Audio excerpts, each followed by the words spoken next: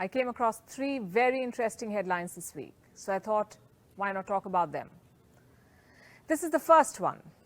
China's birth rate plunges to its lowest in 4 decades. The second one reads, more Americans say they're not planning to have a child. The third and the last headline is from India. For the first time ever, India's fertility rate is below replacement level. What's replacement level? 2.1. It basically means every woman should have 2.1 children if a country is to replace its dying population. And neither are women in most of the world's leading countries. South Korea is one of the world's most advanced economies. The country's fertility rate is 1. 1. Meaning an average South Korean woman has 1 child.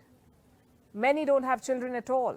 In Singapore, the fertility rate is 1.1. In Hong Kong, too, it is 1.1. 1.3 in Spain, 1.3 in Italy, 1.5 in Canada. In America, there are just 1.7 births per woman.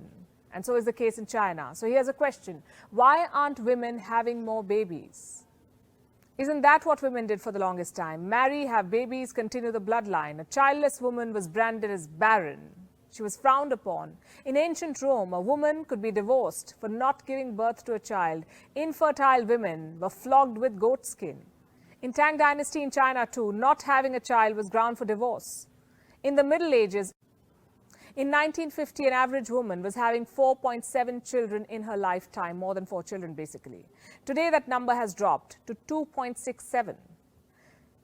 By 2100, the number is projected to drop below 1.7. Japan's population will become less than 53 million by the end of the century. Italy will be at 28 million. The population of South Korea, Spain, Portugal and Thailand will halve. As for China, its population will drop to 732 million. That's the projection. As we come out of the pandemic, not having a baby may become the new normal.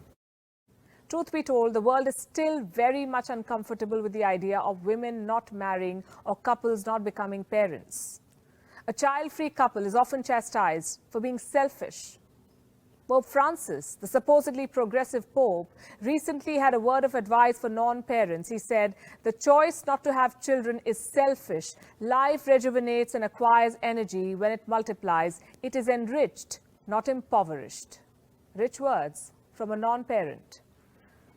Now, everything said and done, the trend of opting out does have its scary consequences. The lesser the number of babies, the lesser the number of people joining the workforce, the lesser the output, the GDP and economic growth. Japan is already staring at such a problem. Estimates say that by 2060, 4 out of 10 people in Japan will be aged 65 or above. But can the onus of replacing a country's population be on its women or couples? Wouldn't we then just be going back to medieval ages?